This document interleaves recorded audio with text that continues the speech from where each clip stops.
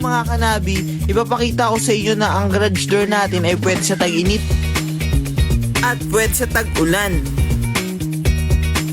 So ayun guys, halos 1 week na ring umuulan. Grabe, babad na babad tong garage door natin. Dahil dyan guys, mabilis talagang kalawangin ang mga bakal.